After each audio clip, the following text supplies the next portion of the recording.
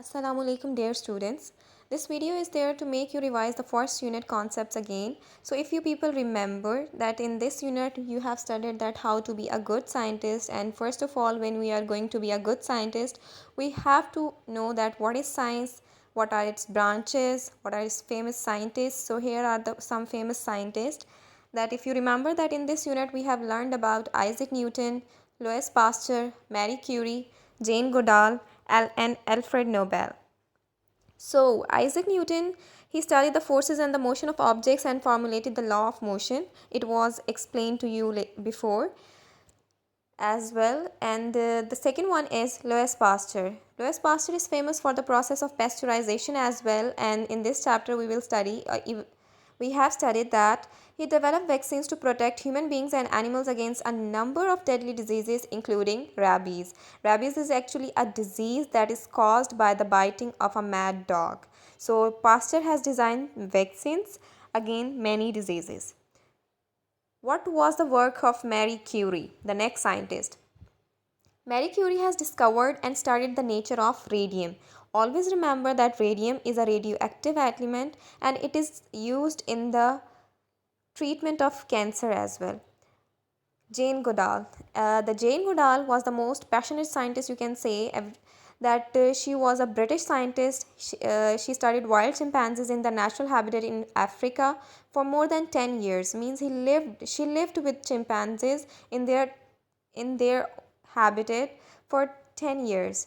She lived in tropical rainforest where the wild chimpanzees live. She stayed in forest without the comforts of modern facilities and was exposed to the risk of tropical diseases like malaria. And finally, she was able to observe and make interesting discoveries about the behavior of the wild chimpanzees. He has she has studied about the chimpanzees and given out very much details about the chimpanzees, that how they live and how they survive over there in their natural habitat. The next scientist was Alfred Nobel. Alfred Nobel was actually the inventor of dynamite. Now, what is dynamite? Dynamite is a radioactive element and it is used to make explosives, and that's why it was you can say a deadly invention. That's why Alfred Nobel was very sad about his invention. So he has left much of his wealth for the establishment of Nobel Prize so that he can create peace in the world. Yes, you have started the scientific scientist. Now the next was scientific method. It was also told to you people in detail in our previous videos. Now the scientific method, what is scientific method? That it is a method which is used to solve a scientific problem through observation and experimentations. Means you will solve a problem that is related to science by observing and performing experiments on it. Then there are different steps of scientific method. The first one is observation, and after observing you will do communicating. The third one is inferring, that what you will infer from that one communication. And the fourth step is making hypothesis, means what you will infer, you will make a hypothesis about that. You will do the experiment on it, you will calculate your results on that one experiment, and if your experiment or results prove right, then it will make a theory. And then if theory will survive, it will become a law of science. The next is the steps discussion in detail. What is observation? Observation means to observe something through your sensory organ or instruments. Why instruments is mentioned over here? Because your senses are limited. You have 5 senses, and for the detection of these senses you have sensory organ. For the sense of vision you are having eyes, but your eyes can see to some distance. After that you need a instrument to see it clearly. For example, we can use microscope or telescope for the vision of different objects. Then scientists are good observers, no doubt. They make careful and accurate observation with their sensory organs. Sensory organs are those organs through which you will detect your senses. For example, nose will detect the sense of smell, eyes is there to detect the sense of vision, ear is there to detect the sense of hearing, and then mouth is there to detect the sense of taste, and skin is there for the detection of sense of touch. Very often they observe with the help of instruments because human senses are limited and not always reliable. Now he's saying that senses are not always reliable because they are limited. The next one step after observation is communication, that when you will observe something, definitely you will communicate with some other people. So it is a skill which involves transmitting and receiving information presented in various forms such as table, charts, graphs, drawings or words. It is similar to background research, means that you will do the background research of any topic, that what you will observe, and then you will communicate with your fellow scientist or your friend scientist so that you can get to know about them more. So after communication of your observation, you will make a conclusion about it. So the conclusion that you draw by inferring is called inference. The step after communication is inferring. Inferring is the skill of drawing conclusion from observation or information gathered. Means the information that you have gathered, you will make a conclusion on it, and that will be called as inferring.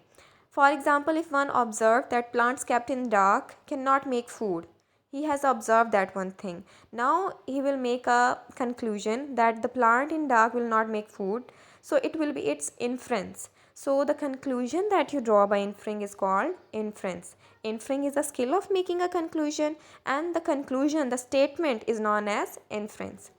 So now we will move towards the next step, making a hypothesis. Formulating or making a hypothesis is an extension of inferring. A hypothesis, plural hypothesis is a tentative explanation for an observation or a phenomena which can be tested by investigations. Means now how you will make a hypothesis, it is actually the extension of inferring.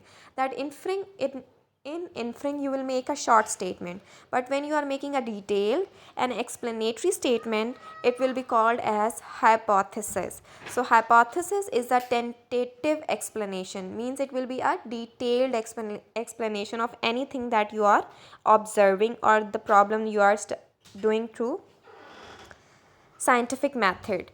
So now we will move towards the next step. After making a hypothesis, definitely we have make a judgment about that. So we will prove our judgment that either the hypothesis that we have made through observation and inferring, is it right or wrong.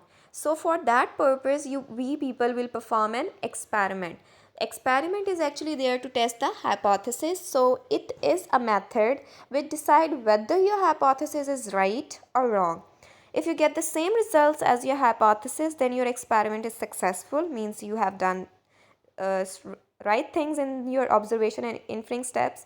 But if it proves your hypothesis wrong, then you have to go back to your first step of scientific method, that is observation. Means if it is wrong, you will go back to your first step and see where you were wrong, and then do all the steps again to get the desired results of your experiment. After experiment, we will make a result, and here he has explained a scientific method through a diagram. For example, he has observed that the plant is growing. He has given the soil and plant is growing, but now for just soil is not necessary for plant's good growth. He will give fertilizer to it. So the question is there that which fertilizers he should have to give to the plant for the best growth. So what he will do, that he will try different fertilizers like ABC, and will observe that in which fertilizer plant grow best. So after experiment, he has seen that plant grows well in A type of fertilizers. So definitely he has concluded that A type fertilizer is good for plants and B, C are not enough good for the plant's growth. So it is a way to solve a problem, to get a result through a scientific method. So you people have learned that how to solve the problem with the help of scientific method, and after scientific method, if our results survive, then we will make a theory.